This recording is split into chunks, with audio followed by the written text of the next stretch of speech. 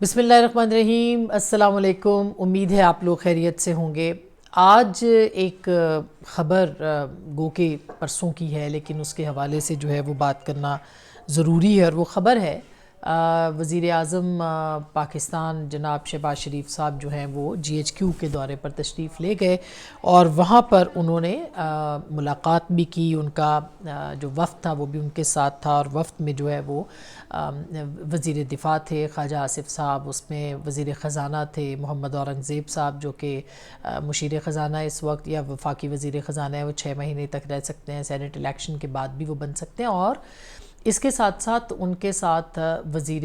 خارجہ جو کہ اب اسحاق ڈار صاحب ہیں وہ بھی وہاں پر ان کے ساتھ موجود تھے۔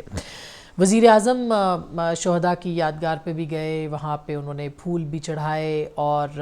ایک اس کے بعد ایک اعلامیہ جو تھا وہ بھی جاری ہوا۔ جو وزیر اعظم کی اور یہ میٹنگ تھی عاصم منیر صاحب کی، جنرل عاصم کی، یا پھر جو ان کا جی ایچ کیو کا دورہ تھا، اس دورے نے نا مجھے میں بہت پیچھے چلی گئی، تقریباً کوئی 5 برس پہلے جب عمران خان صاحب کی حکومت وجود میں آئی، اسی طرح کا ایک دورہ جو تھا وہ عمران خان صاحب نے اور ان کی کیبنٹ نے بھی کیا تھا، اور وہ بھی جی ایچ کیو گئے تھے۔ اس وقت جو ہے وہ general Faiz D G I S I تھے، ڈی جی سی تھے شروع میں، اور جنرل باجوہ جو تھے وہ آرمی چیف تھے۔ ان کو اسی طرح سے وہاں پہ بریفنگز دی گئیں، اور بہت چرچا رہا اس میٹنگ کا، اس ملاقات کا۔ یہ ایک انہونی سی ملاقات جو ہے وہ تصور کی گئی، کیونکہ اس وقت تک وزرائے اعظم جو تھے وہ اس طرح کے دوروں پہ بہت زیادہ اپنے الیکشن کے بعد یا اپنی وزارت سنبھالنے کے بعد وزارت عظمیٰ وہ نہیں جاتے تھے۔ ان کی اس ملاقات کے بعد بہت سے لوگوں نے ان کے اوپر تنقید کی کہ یہ کس قسم کا ایک پیج کی حکومت اور ایک صفحے کی حکومت جو ہے وہ مرتب پا گئی ہے، ترتیب پا گئی ہے، کہ جس میں وزیر اعظم پاکستان اپنی کابینہ سمیت اور اپنے سیکٹری سمیت جو ہے وہ وہاں پہ جاتے ہیں اور جائیں گے۔ اس سے قبل اگر آپ کو یاد ہو تو میاں نواز شریف، بلکہ شاید خاقان عباسی صاحب کا دور تھا جہاں تک مجھے یاد پڑتا ہے، اس میں آخر میں وزیر خزانہ اسحاق ڈار صاحب بھی تھے، اور ان کے ساتھ مختلف سیکٹریز تھے مختلف وزارتوں کے، وہ بھی جی ایچ کیو کے دورے پہ گئے تھے۔ تو ایک تنقید اس وقت بھی جو ہے وہ سامنے آئی تھی کہ جو الیکٹڈ لوگ ہیں ان کو اس طرح جنرل ہیڈ کوارٹرز کا جو دورہ کرنا اور وہاں پہ جا کے بریفنگز دینا جو ہے یہ مناسب نہیں ہے۔ لیکن اس کے بعد ہم نے دیکھا کہ عمران خان صاحب کی حکومت، اور اس میں پھر مختلف مواقع کے اوپر مختلف ادوار میں مختلف موقعوں پر ان کے وزراء بھی جاتے رہے، وہ بھی جاتے رہے، اور ایک طرح سے آنا جانا بہت بڑھ گیا۔ جی ایچ کیو کے ساتھ جو ہے وہ قربت بہت زیادہ بڑھ گئی، اور اس حکومت کو جو حکومت ان کی تھی اس کو ہائیبریڈ رجیم کا نام دیا گیا، اور اس کو ون پیج گورنمنٹ، ایک صفحے کی حکومت، یعنی جس میں کوئی اختلاف نہیں تھا، اور بہت مناسب طریقے سے سب اچھا چل رہا تھا، ہنسی خوشی زندگی بسر ہو رہی تھی۔ اور پھر وہ ایک کہانیوں میں موڑ آتا ہے، پھر آنن فانن نہ جانے کیا ہوا کہ نظر لگ گئی، اور پھر جو بھی سلسلہ ہوا وہ آپ کے سامنے ہے۔ تو اس تصویر کو دیکھ کے بھی یہ، اور اس ملاقات کو دیکھ کر بھی ایک جو ہے وہ بہت سارے لوگوں نے بہت تنقید کی، اور ظاہر ہے کہ ہم جیسے جو ڈیموکریٹس ہیں وہ اس معاملے کے اوپر جو ہے وہ ہمیشہ تنقید کرتے ہیں کہ نہیں ہونا چاہیے اس طرح سے، الیکٹڈ پرائم منسٹرز کو وہاں پہ نہیں جانا چاہیے۔ لیکن خیر، اب جس طرح کی الیکشنز ہوتے ہیں، جس طرح کی الیکشنز حکومتیں آتی ہیں وہ سب کے سامنے ہیں، اس کے اوپر زیادہ بات کرنا میرا خیال ہے کہ اب تو ایک زبان زد عام ہے جو کچھ بھی ہے۔ تو اس کے بعد جو اعلامیہ جاری کیا گیا اس کے اندر جو تھا وہ مختلف اس کے اندر باتیں جن کے اوپر پوری طرح سے جسے کہنا چاہیے وہ ایک انڈرسٹینڈنگ نظر آتی ہے۔ میں یہ اس لیے بتا رہی ہوں کہ بہت سارے لوگ جو ہیں وہ یہ کہتے ہیں کہ یہ جو حکومت ہے وہ زیادہ دیر نہیں چل سکے گی، یہ چل سکے گی یا نہیں چل سکے گی، اس کے اوپر میں آپ کے ساتھ اس پہ بھی بات کرتی ہوں۔ لیکن جو اعلامیہ تھا اس میں وزیر اعظم شہباز شریف نے کہا کہ حکومت مسلح افواج کی آپریشنل تیاری کو یقینی بنانے کے لیے درکار تمام وسائل فراہم کرے گی۔ اب آپریشنل تیاری کو یقینی بنانے کے لیے تمام وسائل کا مطلب یہ ہے کہ جتنا بھی بجٹ چاہیے ہوگا، جو بھی اخراجات کی مد میں چاہیے ہوں گے، وہ ان کو رقم فراہم کی جائے گی یا مدد فراہم کی جائے گی۔ پاکستان کا عروج ملک کا مقدر ہے، پاکستان کا پرامن عروج یقینی بنانے کے لیے مسلح افواج کے کردار کی اہمیت کو کم نہیں کیا جا سکتا. اور پھر آرمی چیف نے دورے اور فوج پر اعتماد کرنے کے لیے وزیر اعظم کا شکریہ ادا کیا. آرمی چیف نے کہا کہ پاک فوج قوم کی توقعات پر پوری اترتی رہے گی. افواج پاکستان کو درپیش سیکیورٹی چیلنج سے نمٹنے میں حکومت کی بھرپور حمایت کرے گی. وزیر اعظم اور کابینہ کے ارکان نے عسکری قیادت کے ساتھ قومی سلامتی، علاقائی استحکام، فوجی تیاریوں، موجودہ سیکیورٹی ماحول، خطرے کے اسپیکٹرم اور سیکیورٹی خطرات سے نمٹنے پر بھی بریفنگ دی. اچھا، انسداد دہشت گردی کی جو جاری کارروائیاں تھیں اس پر بھی بریفنگ دی گئی، اور ISPR کا نے جو اعلامیہ دیا وہی میں آپ کو سنا بھی رہی ہوں کہ وزیر اعظم اور کابینہ کے ارکان نے دہشت گردی کے خلاف جنگ میں پاک فوج کی پیشہ ورانہ مہارت، آپریشنل تیاریوں، قربانیوں، علاقائی سالمیت وغیرہ جو ہے اس کو بھی پاک فوج کے عزم کو سراہا، اور سویلین اور فوجی قیادت نے قومی مفادات کو برقرار رکھنے کے لیے مل کر کام کرنے کے عزم کا اعادہ کیا. تو یہ ایک اس طرح کی صورتحال ہے کہ جس میں کہ ظاہر ہے کہ بظاہر کوئی اختلاف نظر نہیں آتا، اور شاید کوئی اختلاف نظر آنے کے امکانات بھی نہیں ہیں. اس کی وجہ یہ ہے کہ شہباز شریف صاحب جو ہیں وہ مفاہمت پہ اور مکمل مفاہمت پہ یقین رکھتے ہیں. اس سلسلے میں ظاہر ہے کہ راولپنڈی کو ان سے کوئی شکایت نہ ہوگی. پچھلے 16 یا 18 مہینے کی جو کہ ان کی حکومت تھی اس کے اندر بھی کوئی اختلاف ہمیں نظر نہیں آتا تھا اور نہیں آیا. اس کہا جا سکتا ہے کہ اگر نواز شریف صاحب وزیر اعظم ہوتے تو ان کا جو دور اقتدار ہے وہ مختلف ہوتا، ان کا طرز حکمرانی مختلف ہوتا، لیکن شہباز شریف صاحب جو ہیں ان کے بارے میں تقریباً کم و بیش سبھی لوگ جانتے ہیں کہ وہ فوج کے ساتھ کسی قسم کی کوئی مزاحمت جو ہے وہ نہیں کریں گے، اور کسی قسم کا جو معاندانہ رویہ ہے وہ بھی نہیں رکھیں گے، جو کہ ایک ماضی میں پاکستان مسلم لیگ نواز کی سیاست کا حصہ رہا ہے. بہت سارے پرنسپل سٹانس بھی نواز شریف صاحب کی حکومت میں لیے گئے، لیکن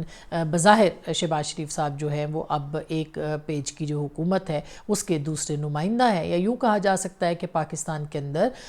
دوسری ایک صفحے کی حکومت یہ قائم ہے، یا اس کو ہائیبریڈ پلس رجیم بھی ہم اس وقت جو ہے وہ کہہ سکتے ہیں. تو ایسا نہیں لگتا کہ یہ حکومت جو ہے وہ کوئی بہت زیادہ اس کے اندر جو ہے وہ اختلاف ہمیں دیکھنے کو ملے گا. حال ہی میں جو سینٹ کی نشستیں آئی ہیں اس کے اوپر بھی میں چلتے چلتے تذکرہ کر دوں آپ کے ساتھ کہ 2-3 لوگ جن کے ناموں کے اوپر بہت بات ہو رہی ہے. ایک محسن نقوی صاحب ہیں، انوار القاکڑ صاحب ہیں، اور اس کے ساتھ ساتھ فیصل وابڈہ صاحب ہیں، احد چیمہ صاحب ہیں. ان کے بارے میں کہا جا رہا ہے کہ یہ آزاد لڑیں گے. یہ پہلی بار سینٹ کے اندر ہوگا کہ کچھ لوگ، لیکن MKM کی طرف سے فیصل وابڈہ صاحب کا تو کافی کلیئرٹی کے ساتھ آ بھی گیا کہ وہ وہاں سے انتخاب لڑیں گے. لیکن اگر آزاد لوگ بھی آ گئے ہیں اس کے اندر، پہلے باپ تھے اور اب آزاد ہے، تو اس کا مطلب یہ ہے کہ اب باقاعدہ طور پر آپ کی جو پارلیمنٹ ہے یا ایوان بالا ہے وہاں پر نمائندگی بھی سر عام جو ہے وہ ہوگی کہ جن لوگوں کے روابط جو ہیں وہ راولپنڈی کے ساتھ ہے. اسی میں جو سب سے بڑا سیٹ اپ سینٹ کے الیکشنز کا آ چکا ہے سامنے، اس میں رضا ربانی صاحب کو ایوان بالا کا ٹکٹ جو ہے وہ نہیں ملا پاکستان پیپلز پارٹی کی جانب سے. اسی طرح سے پیپلز پارٹی نے مولا بخش چانڈیو جیسے جو سینئر کارکن ہیں ان کو بھی، رخسانہ زبیری جو کہ ٹیکنوکریٹ تھیں اور بہت قابل خاتون ہیں، ان کو بھی ٹکٹ جو ہے وہ نہیں دیا. قرۃ العین مری جو ہے وہ البتہ ان کو ٹکٹ جو ملا. اسی طرح سے جو PPP ایوان بالا میں سینیٹرز کی جگہ جو نئے نام آئے ہیں اس میں کاظم شاہ، اشرف جتوئی وغیرہ ہیں. اسی طرح مسلم لیگ نون نے مشاہد حسین سید صاحب کو، آصف کرمانی، حافظ عبدالکریم کو ٹکٹ جو ہے وہ نہیں دیا اور ان کو ڈسکنٹینیو وہ کریں گے. مشاہد حسین سید صاحب ایک طویل عرصے کے بعد سینٹ سے الگ ہوں گے، اور اس سے پہلے وہ پاکستان مسلم لیگ قائد اعظم کے ساتھ تھے، پھر وہ پاکستان مسلم لیگ نون کا حصہ بنے، اور گزشتہ 2 سینٹس کے اندر وہ پاکستان مسلم لیگ نون کے ہی نمائندہ رہے. مسلم لیگ نون نے ان کی جگہ ناصر بٹ صاحب کو اور طلال چودھری صاحب کو سینٹ کا ٹکٹ دیا ہے. طلال چودھری صاحب جو تھے ان کو، بہرحال وہ ایک ورکر ہیں، ان کے ساتھ زیادتی بھی ہوئی کیونکہ ان کو ٹکٹ جو تھا وہ ان سے چھین کے ایک ایسے شخص کو دیا گیا، نواب شیر وسان صاحب کو، جو کہ انہوں نے عدم اعتماد میں ساتھ دیا تھا، ان کو وہ ٹکٹ دیا گیا تھا، لیکن ان کو وعدہ کیا گیا سینٹ کا اور سینٹ اب ان کو دے دی گئی ہے. لیکن اسی طرح سے پاکستان تحریک انصاف جو ہے اس نے بھی شہزاد وسیم صاحب کو جو ہے وہ اپنا ٹکٹ نہیں دیا. اسی طرح سے ولید اقبال صاحب جو کہ سینٹر جاوید اقبال صاحب جو پہلے لائر بھی اور علامہ اقبال کے یہ پوتے بھی ہیں اور جاوید اقبال صاحب کے بیٹے بھی ہیں، ان کو بھی ٹکٹ سے جو ہے وہ محروم کیا گیا. شاید وہاں پہ بھی مزاحمت مزاحمت کے حوالے سے آپ نے سنا ہی ہوگا، یاسمین راشد صاحبہ کو، عمر سرفراز چیمہ صاحب کو، زلفی بخاری صاحب کو ٹکٹ جو ہے وہ دیے گئے ہیں، اور زلفی بخاری صاحب جو ہے وہ بھی پہلے کینڈیڈیٹ ہیں، ان کے بعد کورنگ کینڈیڈیٹ جو ہیں وہ میرے خیال ہے عمر سرفراز چیمہ صاحب ہیں۔ اسی طرح سے خواتین کی نشست جو ہے اس کے اوپر صنم جاوید صاحبہ کو جو ہے وہ ٹکٹ دیا گیا۔ یاسمین راشد صاحبہ تو ظاہر ہے ان کا ایک اپنا کردار اور ایک سیاست رہی ہے، ان کو وہ شاید، لیکن یہ مزاحمت کے ٹکٹس ہیں جو کہ پاکستان تحریک انصاف نے دیے ہیں، اور اپنے ان جو جسے کہنا چاہیے سیم وائسز بھی تھیں، یہ ان کو ہٹا کے تو کچھ اور لوگوں کو جو ہے وہ ٹکٹس دیے گئے۔ البتہ عمر سرفراز چیمہ صاحب کے ساتھ ہمیشہ زیادتی ہوئی ہے، اس وقت بھی وہ جیل میں ہے، پاکستان تحریک انصاف کے پرانے لوگوں میں سے، ایون اس وقت کے لوگوں میں سے جب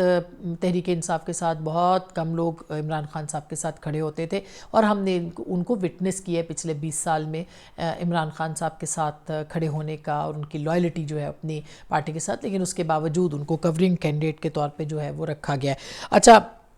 اب مسلم لیگ نون کے اندر بھی بہت سارے ایسے لوگ جو کہ بہت اہم لوگ ہیں، مثلا ہم سینٹر پرویز رشید صاحب کی بات سن رہے تھے، نام سن رہے تھے، ان کو بھی خرم دستگیر خان صاحب جو کہ ہارے ہیں اپنی سیٹ، ان کو بھی نہیں ٹکٹ ملا، ان کو دینا چاہیے تھا۔ ایک طویل عرصے سے وہ پارلیمنٹیرین ہیں، پڑھے لکھے ہیں، لکھتے بھی ہیں، اور سب سے بڑی بات یہ ہے کہ ان کو وہ پاکستان مسلم لیگ نواز کے بہت پرانے پارلیمنٹیرین تھے، پہلی بار اگر وہ آؤٹ ہوئے تو ان کو بھی پنجاب سے جو ہے وہ فیسیلیٹیٹ کیا جا سکتا تھا، اور یہی بدقسمتی ہے پی ایم ایل این جیسی پارٹیوں کی کہ جو اپنے جو اچھے ورکرز ہیں، جو اپنے پڑھے لکھے لوگ ہیں، اور خاص کر کے سینٹ جو ہے وہ عام ہاؤسز سے بالکل مختلف ہاؤس ہے، وہاں پہ ان کو جگہ ملنی چاہیے تھی۔ سعد رفیق صاحب کو ٹکٹ نہیں دیا گیا، اسی طرح سے شاید انہوں نے خود بھی انکار کیا، اور جو ہماری اطلاع ہے کہ انہوں نے خود بھی انٹرسٹ شو نہیں کیا، لیکن رانا ثناء اللہ صاحب، اور میری اطلاع یہ بھی ہے کہ انہوں نے بھی شاید اس میں زیادہ انٹرسٹ شو نہیں کیا، تو ان کو بھی جو ہے وہ ٹکٹ نہیں دیا گیا۔ ان کو لانا چاہیے تھا تاکہ یہ لوگ بھی جو ایک پرانے لائل لوگ ہیں، وہ اپنی پارٹیوں کے اور پولیٹیکل ورکرز ہیں، اگر وہ رہ گئے ہیں تو ان کو جو ہے وہ فیسیلیٹیٹ کیا جائے۔ محمد اورنگزیب صاحب جو ہیں ان کو پی ایم ایل این کا ٹکٹ ملا ہے، محسن نقوی صاحب آزاد لڑیں گے، اور اب دیکھیے گا ان کو سارے ووٹ دیں گے۔ اسی طرح سے جو احد چیمہ صاحب ہیں وہ بھی، تو اب یہ جو اپ سیٹ ہے سینٹ کی نشستوں کے حوالے سے، یہ اب شو کرتا ہے کہ پاکستان کی جو سیاسی جماعتیں ہیں اس کے اندر جمہوریت سے زیادہ ان کو ڈرائنگ رومز میں اب وہ سیاست کر رہی ہیں، بند دروازوں کے پیچھے سیاست کر رہی ہیں، بہت سارے کمپرومائزز کے ساتھ سیاست کر رہی ہیں۔ تو اس طرح کے جو آپ کی کمپرومائزز ہیں اس سے پھر کسی کو کوئی خطرہ نہیں ہوگا، تو یہ یوں ہی چلتا رہے گا جس طرح سے یہ سلسلہ کافی عرصہ پہلے شروع کیا گیا تھا۔ اپنا بہت خیال رکھیے گا، پھر آپ کے پاس تبصرہ تجزیہ لے کے آئیں گے۔ اللہ نگہبان۔